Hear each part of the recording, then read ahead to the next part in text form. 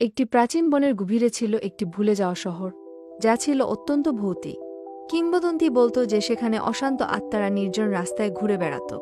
কিন্তু একদিন জায়ান নামের এক কৌতূহলী ছেলে, যার মধ্যে ছিল দুঃসাহসিকতার আকাঙ্ক্ষা, সেই শহরের রহস্য উন্মোচন করার সিদ্ধান্ত নেয়। একটি লণ্ঠন ও পুরনো মানচিত্র নিয়ে সে যাত্রা শুরু করল সেই শহরের দিকে, যা তার জীবনকে বদলে দিয়েছিল। জায়ানের পায়ের আওয়াজ সরু রাস্তার মধ্যে প্রতিধ্বনিত হচ্ছিল, আর তার ছায়া ধ্বংসপ্রাপ্ত দেয়ালে ভীতিকর ছায়া ফেলছিল। মনে হচ্ছিল যেন অনেক অশরীরী আত্মা তার পেছন পেছন আসছিল, যেন এখনই তাকে ধরে ফেলবে। তার হৃৎপিণ্ডে জোরে ধড়ফড় করছিল, কিন্তু তার কৌতূহল তার ভয়ের চেয়ে বেশি ছিল। যতই সে গভীরে প্রবেশ করছিল, ততই তার মুখের ওপর ভয়ের ঠান্ডা বাতাস লাগছিল। লণ্ঠনের ক্ষীণ আলোতে হঠাৎ সে একটি ভয়ঙ্কর সুন্দর প্রাসাদ দেখতে পেল। একসময় যেটি ছিল বিশাল, এখন তা ধ্বংসস্তূপে পরিণত হয়েছে। তার দেয়ালে লতাপাতা উঠে গেছে। জায়ানের চোখ বিস্ময়ে বড় হয়ে গেল যখন সে কল্পনা করল যে এই দেয়ালগুলোতে কতই না গল্প লুকিয়ে আছে। সে খুব সাবধানে প্রাসাদটির দরজা খুলে ফেলল এবং ভিতরে প্রবেশ করল। প্রাসাদের ভেতরের পুরনো বাতাস ও ধূলিকণার নিচে অতীতের স্মৃতি গেঁথেছিল। জায়ানের লণ্ঠন দেয়ালে ঝোলানো ফিকে ছবিগুলোকে আলোকিত করল, যেগুলোর চোখ তার প্রতিটি নড়াচড়ার দিকে তাকিয়েছিল বলে মনে হচ্ছিল। সে বিশাল হোলের মধ্যে দিয়ে সাবধানে হেঁটে যাচ্ছিল। মনে হচ্ছিল যেন হাজার বছরের পুরনো অতীতের ভার তাকে চেপে ধরেছে। তার উত্তেজনা বেড়ে গেল যখন সে উপরের দিকে যাওয়ার একটি সিঁড়ি দেখতে পেল। হঠাৎ একটি ভুতুড়ে অবয়ব তার সামনে উপস্থিত হল। ক্ষীণ আলোতে তাকে একটি মেয়ের মতো লাগছিল। জায়ান স্থির হয়ে গেল, তার হৃৎপিণ্ড দ্রুত কাঁপছিল। ভৌতিক মেয়েটি আসলে ছিল একজন দুঃখী কিন্তু ভালো আত্মা। সে জায়ানের দিকে আসলো এবং মৃদু হেসে তাকে বলল, ভয় পেও না, আমি তোমার কোনো ক্ষতি করব না। ভৌতিক মেয়েটি জায়ানকে বলল যে, চলো সামনে যাই, তোমার জন্য একটা বিস্ময়কর বাগান আছে। ভৌতিক মেয়েটি তাকে বুকশেলফের পিছনে লুকানো একটি গোপন পথ দিয়ে নিয়ে গেল। তারা এমন একটি বাগানে এসে পৌঁছল, যা ছিল সময়ের অতীত। বাগানটি ছিল শান্ত পুকুর ও রঙিন ফুলে ভরা। জায়ান জায়গাটির সৌন্দর্যে মুগ্ধ হয়ে গেল, যা শহরের বাকি অংশের চেয়ে একদম আলাদা ছিল। ভৌতিক মেয়েটি কথা বলতে শুরু করল, তার কণ্ঠস্বর মৃদু সুরের মতো শোনাচ্ছিল। মেয়েটি তাকে শহরের গল্প শোনাল, যা একসময় হাসি, আনন্দ ও জীবনের কলতানে ভরা ছিল। এক ভয়ঙ্কর অভিশাপ সেই শহরের সবকিছুকে পাল্টে দিয়েছিল। সব বাসিন্দাদের আত্মাকে শহরে বন্দী করে রাখা হয়েছিল। তারা শহর ছেড়ে যেতে অক্ষম ছিল। জায়ান গভীর মনোযোগ দিয়ে শুনছিল। তার হৃদয় সেই সব অভিশপ্ত আত্মাদের জন্য ব্যথিত হচ্ছিল। সে ভৌতিক মেয়েটিকে জিজ্ঞেস করল যে সেই অভিশপ্ত আত্মাদের মুক্তি দেবার কোনো উপায় আছে কিনা। ভৌতিক মেয়েটি বলল যে শহরের ভিতরে এক গোপন গুহার গভীরে লুকানো একটি জিনিস আছে, যা চাবি হিসেবে কাজ করে।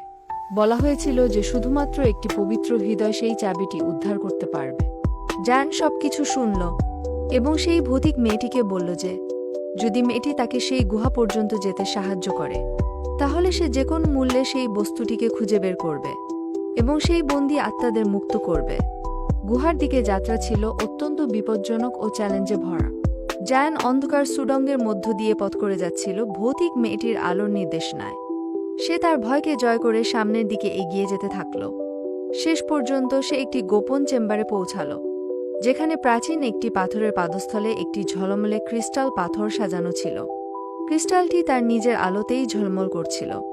জায়ান এগিয়ে সেটিকে ধরতেই একটা শান্তির অনুভূতি অনুভব করল এবং চেম্বারটি এক উজ্জ্বল আলোতে ভরে উঠল। ক্রিস্টালটি তুলতেই শত বছরের পুরনো অভিশাপ ভেঙে গেল এবং আত্মারা মুক্ত হতে শুরু করল। জায়ান খুব সতর্কভাবে ক্রিস্টালটি হাতে নিয়ে বিস্ময়ভরা চোখে সেটিকে দেখতে লাগল। চেম্বারটি এক উজ্জ্বল আলোতে ভরে উঠল। সে শহরে ফিরে এলো, যা এখন উষ্ণ সোনালী আলোতে ভেসে যাচ্ছে। একসময় ভৌতিক রাস্তাগুলি হাসি এবং আনন্দে ভরে উঠল। অভিশপ্ত আত্মারা তাদের মুক্তির উৎসব করছিল। শহরটি জীবন্ত হয়ে উঠল, এর সৌন্দর্য পুনরুদ্ধার হল। জায়ান গভীর তৃপ্তি অনুভব করল, জানত যে সে এই অভিশপ্ত নগরীর বাসিন্দাদের মুক্তি দিতে পেরেছে। যখন সে বাড়ি ফেরার পথে ছিল, তার মন আনন্দে পরিপূর্ণ ছিল। তার দুঃসাহসিক অভিযান তাকে সাহস, করুণা এবং একটি পবিত্র হৃদয়ের শক্তির শিক্ষা দিয়েছিল।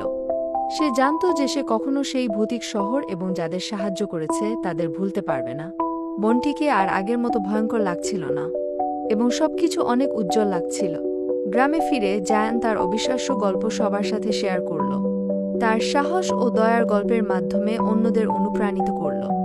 ভৌতিক শহরটি বিস্ময় ও আশার জায়গায় পরিণত হল, যেখানে দুঃসাহসিক অভিযাত্রী ও গল্প বলার মানুষকে আকৃষ্ট করেছিল।